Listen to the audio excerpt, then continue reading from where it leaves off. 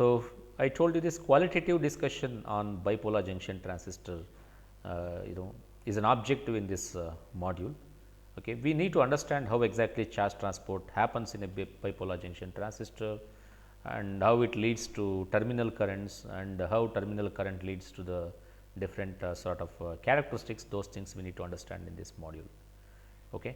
So, bipolar junction transistor, it is made up of the three terminals, emitter, base and collector. We will see the roles of each of these terminals. Okay. And we need to understand the complete device bipolar junction transistor. For that you need to understand the currents and its characteristics. Okay. With reference to different terminal currents or terminal voltages. Okay. So, how exactly the device behaves, if you understand that, then definitely you can understand the entire device working principle. Okay. So, current flow and current control mechanism is also an important second order effects we will ignore for the time being, and biasing and is important from both application point of view like amplification and switching application. We said that there are three regions of operation like active, cutoff and saturation. These are the nothing but they are the regions under the characteristics. Okay. We segregate characteristics into different regions. One region might be the cutoff region where the device is not conducting. Other region is going to be a saturation region where device is heavily conducting, and the third region is going to be the active region where device neither conducts nor does not conduct. Okay, that is an active region. So, we will see that how we can make use of BJT to operate in active region, and when you operate in active region this BJT works like an amplifier. Okay. In our discussion we will use PNP transistor because the direction of current and the whole moment or charge carriers like whole moment is also same. So, therefore, it is very easy to connect with your understanding with reference to the current flow and charge flow with PNP transistor. Otherwise, it becomes for us to relate connect the charge flow current flow to the transistor. But if you prefer PNP transistor, then our understanding becomes easier. That is the reason choosing PNP transistor in all our discussions here. Okay. Later on you can try to understand relate our discussion to the NPN transistor also. Fundamentals of BJT operation, we have seen that it is a qualitative description, and we have seen that how exactly current can be controlled through the third terminal. So, one is the terminal 1 is the source terminal, terminal 2 is the destination terminal, and terminal 3 acts like a control terminal, and this is our analogous to bipolar junction transistor. The third terminal would be the base, terminal 1 would be the emitter and terminal 2 would be the collector. So, charge carriers start moving from emitter to the collector, that in turn can be controlled using the third terminal called as a base. Okay. So, that is the thing here, and to understand bipolar junction transistor we have taken a photodiode which is an optoelectronic device. We have seen that if you have a photodiode with you, if you reverse bias it, how exactly current flows from N to P. So, we have seen that this is just a reverse biased potential which is indicated as V here, and you can see that when photons are injected onto this the surface photodiode surface, these injected photons, if its energy is greater than band gap energy, then this photons can excite electrons from the valence band and it can move to the conduction band, and it causes the electron hole pairs. So, the electron hole pairs created within this the photodiode, the charge transport mechanism happens through the electric field. Charge generation happens through the photons and the charge transport happens through the strong electric field that is acting from N side to the P side here. This electric field can push the electrons back to the N side and the holes to the P side here, and by this you are going to get a current which is flowing. Okay. So, now here this is, since it is reverse biased here, so that if you do not apply any photons here, the constant reverse saturation current I naught that keeps flowing. This is the current in our characteristics. If you look at, this is the I naught is the reverse saturation current without applying any photons. When photons are injected onto this surface, depending on the the amount of the photons injected, corresponding current also keeps increasing. So, this distance tells you the current here. Okay. So, this distance is less because of for the say intensity 1 or optical generation rate 1 here. So, let us consider this is 1. So, this is one optical intensity 1, intensity 2, intensity 3, corresponding current keeps increasing here. This is what we have seen now. So, now from these characteristics we can make out that as photons keeps increases, the current also keeps increases, reverse current keeps increasing here. Okay. Now, if you look at this device, we can connect that with the bipolar junction transistor also. If you look at reverse biased reverse current here, now we have said that reverse current is now proportional to the EHP generation, electron hole pair generation, because it can excite electrons. Okay, so, the reverse current is not, it does not depend on the reverse voltage, and even it does not depend on electric field also. Okay. It all depends on EHP generation, at what rate the electron hole pairs are generated. Based on that, I naught can be decided here. Okay. More the electron hole pairs generated, more the reverse current keeps flowing. Okay. That is what the thing, and we have seen even this in with reference to the energy band diagram, how it creates electron hole pairs, and how the electron is moving to the n region and holes are moving to the p region.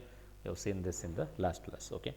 So, now let us see that here the photons were what they were doing. If you look at this diagram here, the moment you inject photons here, it creates electron hole pairs. Okay. That means, the electrons get excited and they move into the conduction band here. Now, this, if you can create here the minority carriers, in this case you are creating minority carriers through the photons. Same thing if you replace with say some device called as a hypothetical device and hole injector. If I start injecting holes instead of photons, they create electron hole pairs here. Okay. So, if we have another a device called as a hole injector, if you can inject holes continuously into this n region here, that means you are creating minority carriers. That is what our photonic energy is also doing here. If you observe in other way, the photons, the moment you inject here, it creates the electron hole pairs here, and the electric field will be useful in transporting the charge carriers. That means, what photons are doing, you must think about here. The photons are just they are creating electron hole pairs. Okay. So, it creates the minority charge carriers here, and the minority charge carriers again they find empty spaces and it creates electron hole pairs. Same thing if you can think of alternative device like an hole injector. If you continuously inject hole into the n region here, so that means you are going to create some concentration gradient here. This concentration gradient makes the electric field within the field will act on this the charges which are vicinity to the depletion region, and it moves the holes to the p region and electrons to the n region here. That means, this n region is able to collect electrons and p region is able to collect holes, similar to the optical generation what we have seen, electron hole pair generation using optical excitation. But now, instead of optical excitation, we are using here an hole injector here. That is the only difference here. Now, if you think of this, this is P n. So, this is a reverse biased, and if you continuously inject holes to the n region, the diffusion of charge takes place in the neutral n material, and when the charges come close to the depletion region and charges are moved based on this electric field here. Since electric field causes holes to move from n to p, electrons to move from p to n. This causes current within this now. That means, we are seeing same process what we have seen in the optical excitation here. Now, we are supposed to think about what kind of device is this hole injector. Okay. So, hole injector is nothing but it is a forward biased diode what you are seeing here, p plus n diode. That means, here already you have a reverse biased p n junction, and within this reverse biased p n junction to the n region we are injecting the holes, and that causes the current from n side to the p side. Now, here who is going to inject the holes? That is now question is now that can be answered very well by using this the forward biased p n junction. If you have an forward biased p n junction, junction of type p plus n, then definitely this can inject. Like if you forward bias it, we know that current flows from p to n, or holes moves from p plus to n region, and this creates lot of holes into the n region here now. Okay. So, that means, holes are moving from p plus region to the n region here. Now, if I make this n region which is exactly same as this n region, if I overlap these two regions here, these two regions, okay, so these regions, definitely I can make a transistor here. This is nothing but resembles like p plus this n region now get overlap with this, and this p will come here adjacent to this now. That means, we are able to prepare construct a transistor of this nature, you can see here. So, there is a p plus n and p here. Okay. So, this structure will result if you all know that how exactly we arrived at this device. So, from the optical excitation we made as a hole injector, and hole injector is now replaced with P plus N device, and if you construct this in a single device, okay, this P plus N forward bias diode and reverse bias diode, if you can overlap the N region here, that results in a transistor of this nature. Okay. Now, this is P plus NP transistor structure that has resulted from overlapping P plus N region, which is a forward bias diode, and NP, which is a reverse bias diode here. You can see the kind of potential what we apply here is a reverse bias for the NP region, as we have seen in optical excitation and as well as hole injection also. And this P plus N, you can see this is the forward bias diode, this continuously it will supply the holes now. Okay. Now, region here is the question here is now the holes which are injected from the P plus region here, okay, should pass on to the NP region the safely without having any much recombination here. Okay. If you allow to recombination here, then definitely, so all these holes which are injected to the N region will results in a large base current here. So, base current, we are not interested in large base current. The reason is this should act like a control. Already we said in 3 terminal analogy. So, base will act like a control and emitter will act like a source of charge carriers. In our case it is holes here, and the P collector will act like a collector which collects the charges emitted by the emitter. Okay.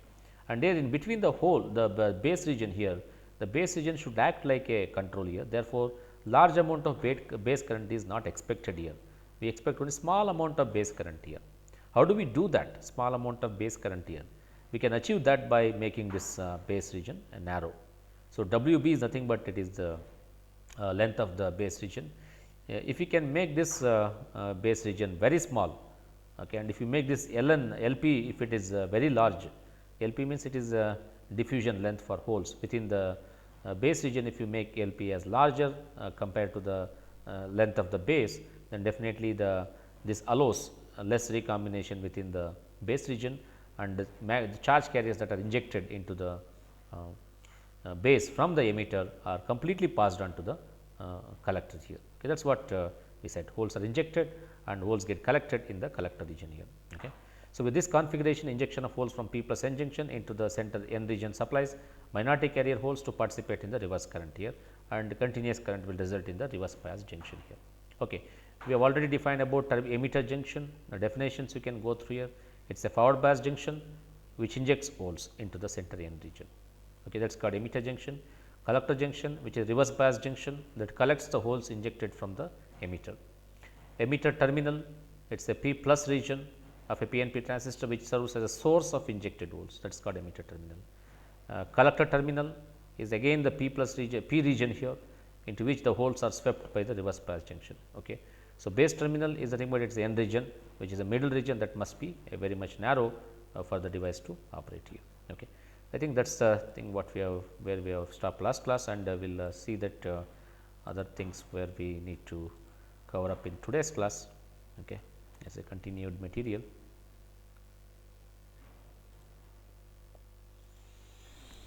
Okay. Meanwhile, if you have any questions, you can ask me. Till now what we discussed is just a fundamentals, and we will cover in detail about the various currents that are flowing in a transistor.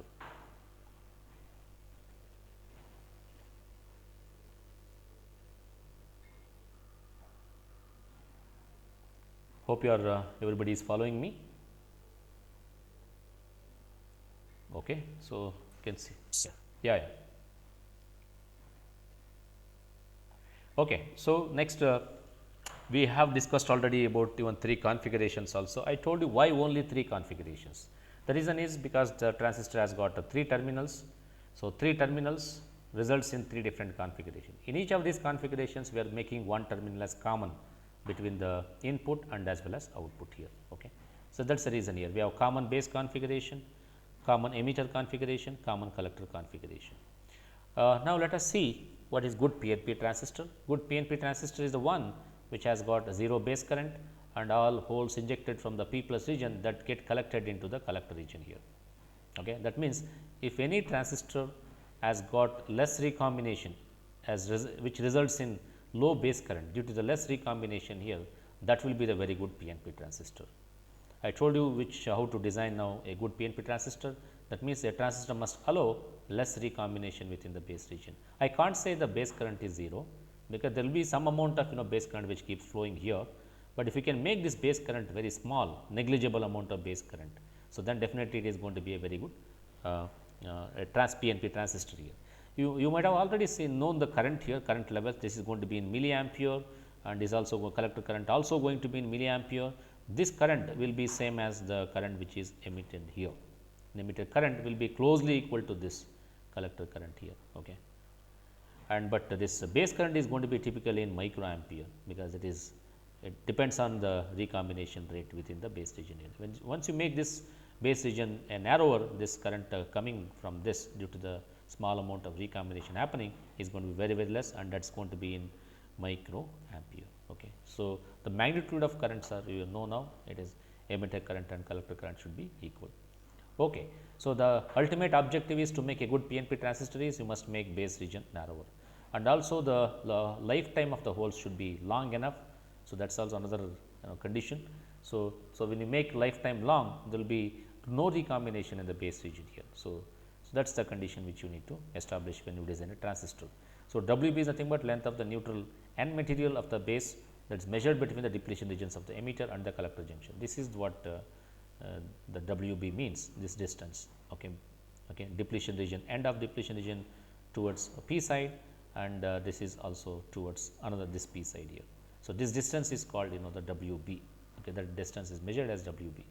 LP is nothing but diffusion length for holes. The formula for this is LP is equal to dP times tau p. So, we already told that tau p should be very large. Okay. So, if tau p is large, then this is going to be a constant, and LP also will be large. Okay. Diffusion length should be large for a good a transistor design. And there are 3 cases here, we will discuss one by one. What happens when the diffusion length WB, when the width length of the base. Okay. So, do not worry about here W, because it is not actually the width, it is nothing but the length of the base region. That is what you have seen in the definition. W means it is length. By the word here, letter here W, many times we end up with confusion here. So, W means it is the length of the neutral N material, this length what we showed here. Okay. So, let us see with reference to the diffusion length how we compare that. So, the first question is, when the WB is far greater than LP, what is going to happen? And when WB is exactly equal to LP, and third cases would be the WB very much less than the diffusion length for holes here. Okay.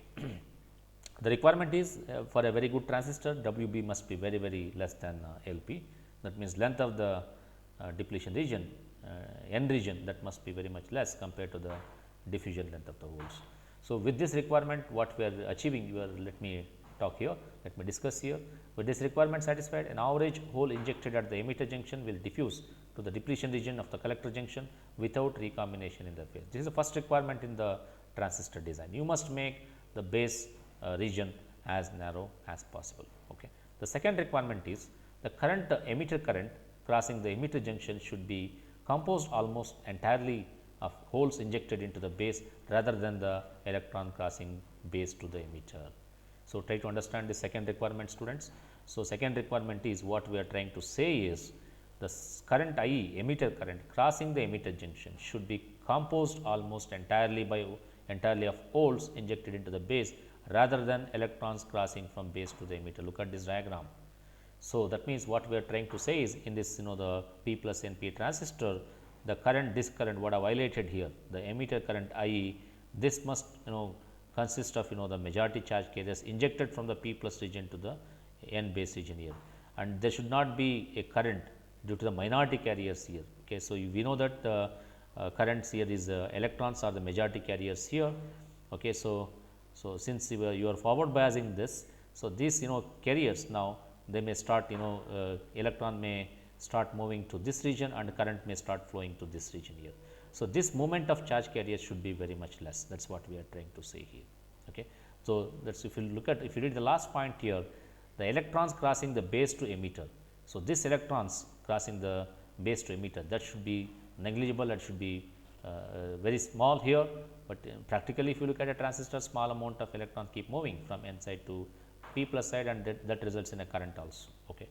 So, that current the entire current which is flowing from p plus region to the n region, that should be due to the holes and not the electrons. That should not be because of the electrons moving from base region to the emitter region here. This requirement is satisfied by doping base region lightly compared with the emitter region. If you can able to dope this base region lightly compared to the emitter region, so you can achieve this requirement here. That means, entire current flowing from p plus to n is due to the holes and not because of electrons moving from base region to the emitter region here. Okay. And look at this diagram here. There are various currents this diagram shows you. Okay. So, if you can identify the numbers here what we are labeled here, so definitely it becomes easy for you to identify the current here. If you look at this hole, you can see this bigger, we start with the since p plus region, this region you can say it is majority charge carriers or holes, and now you can see that since this junction is forward bias, this junction is forward biased.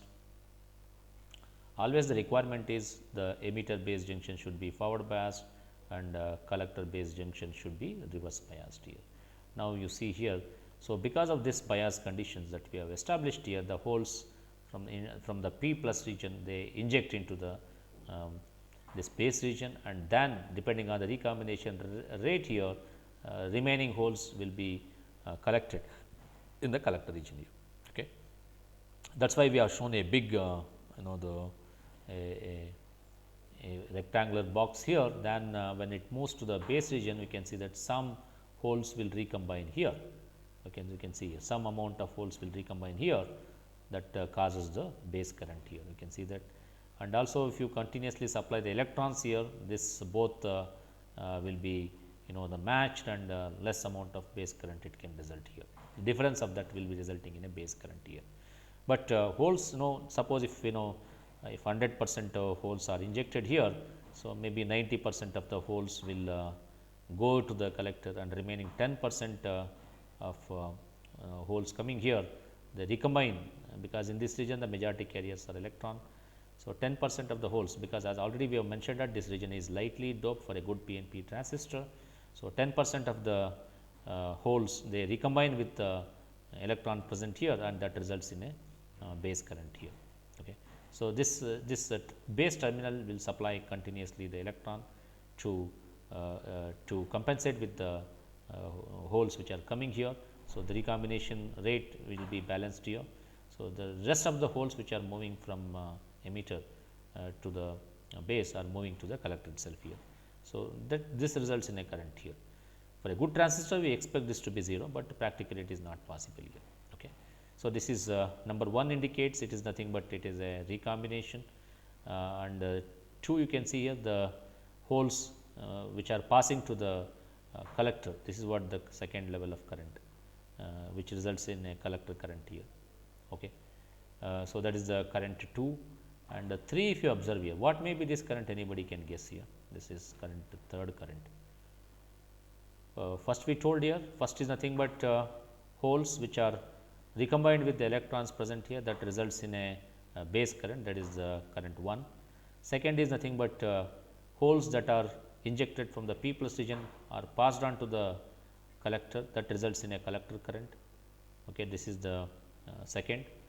Third current here, okay, what may be this current? Any idea? What may be this current third here? We have shown both arrow marks. I think this will give you a hint, why this both arrow marks are shown here. Okay, you can see here now this arrow mark. What this arrow mark, double arrow mark represents?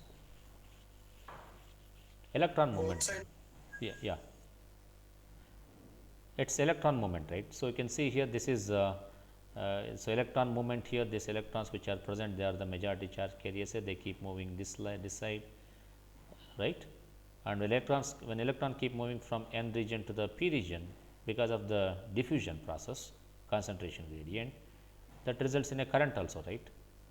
If electrons are moving from n region base region to the collector region, definitely it results in a current from P region to the N region. Is it clear? So, Yes. so this is the direction of current. Upper arrow mark indicates direction of current. The lower arrow mark indicates it's the direction of electrons.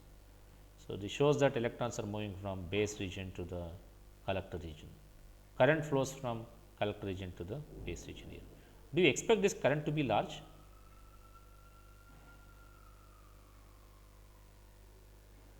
Do we expect this current Collector is the sum of both.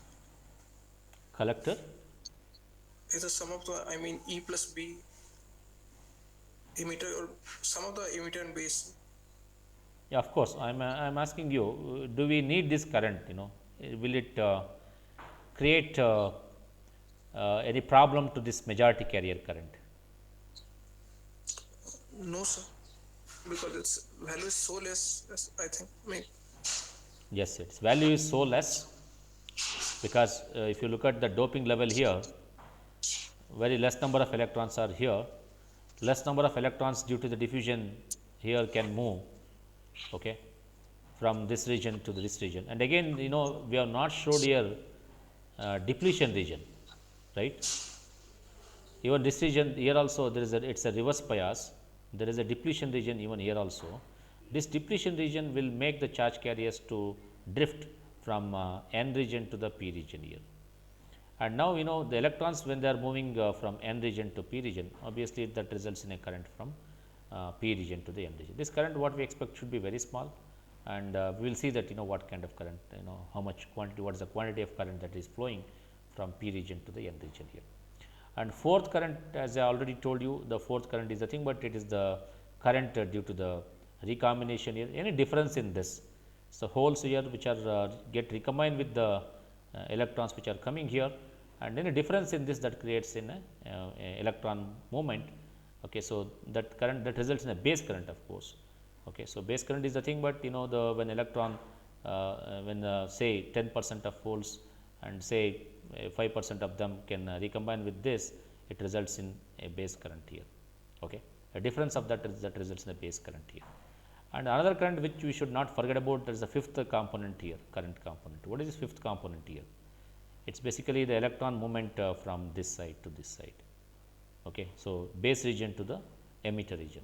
So, here as I told you, here we have seen electrons would be the majority carriers in the base region, and due to the concentration gradient, they may move to the depletion region, and it may get drifted into the this P region. It may results in a current here, because electron movement happens from N region to the P region due to the concentration gradient.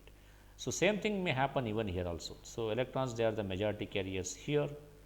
Okay. So, now due to the concentration gradient, these electrons present here may diffuse to the P plus region, and when electrons are diffusing from N to P plus region, it may result in current, this IEN. What is IEN indication? Here subscript N indicates it is a electron current. Okay. Electron current, and this arrow mark is showing that, because electrons, this arrow mark shows that electrons are moving from base region to the emitter region, and that results in a current which is IEN. IEP, we already know it is a, because of the whole movement from emitter region to the base region. This is IEP. Whole direction, current direction are same. Okay. But now, if you look at electrons are moving, electrons, they are the majority charge carriers in the base region. Though we are doing here less doping, a small amount of charge carriers which are present in the base region, they may diffuse to the P plus region, and that may result in a current IEN. Okay. So, this is due to the electron current here. IEN is nothing but electron current, IEP is nothing but the whole current here. So, each of this is explained here, which you can go through this explanation. Okay.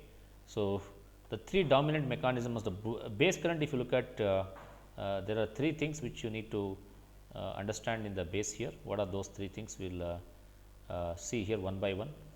Okay. First thing is recombination of injected holes with electrons in the base. Even with WB less than LP, the electrons last to recombination must be resupplied through the base contact here. So, here whatever the electrons that we are losing due to the recombination that is supplied by the base region, we must connect this to the proper potential.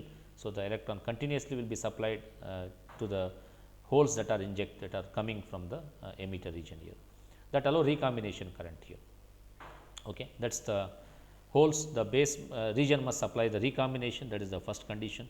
Second thing is electrons injected from N to P, okay, in the forward biased emitter junction, even if emitter is heavily doped compared with the base, this electron must also be supplied by IB. So, what we are trying to say here is these electrons are, you are also losing electron because of this electron movement due to the concentration gradient, it moves from base region to the emitter region here. This last of electrons must be supplied by the base power supply, that is the second conditions, though the emitter region is heavily doped. So, third part is going to be the electrons swept into the base at the reverse biased collector junction, and also due to the thermal generation in the collector, this small current reduces base current, reduces base current by supplying the electrons to the base here. Okay, that means, this part, last part what we have discussed here. Okay. So, this the electrons which are present here, that must even supply here the minority carrier movement here, because that in this junction is reverse biased, and because of that current flows from N to P. Okay, that electron whatever it is lost here in this recombination must be supplied by the base current here. So, all those are the three conditions which we must remember here. So, the dominant source of the base current are recombination in the base and injection into the emitter region here. So, these are the two currents of among the three parts what we have discussed here. These are the two things which base must supply. The base doping will supply these things. These effects can be greatly reduced by the device design. In a well designed transistor, the base current will be very small, that is a fraction of 1/100 of the emitter current here. Okay. So, the base current will be usually very small here. In a NPN transistor, the three current directions are reversed, and you can see here these are the directions of current. Collector current flows to the arrow mark. If you can identify by the arrow mark, it is very easy to write this equation here. So, this arrow mark always tells you the conventional direction of current here. This is the emitter current, and corresponding the base current will enter this transistor, and the collector current also enters this here. So, whole direction of current is IE should be equal to IB plus IC. The emitter current that is flowing here should be equal to the sum of this current and this current here. Okay. So, this is going to be in the in NPN transistor, that is what we have seen. Similar thing can be applied even for PNP transistor also.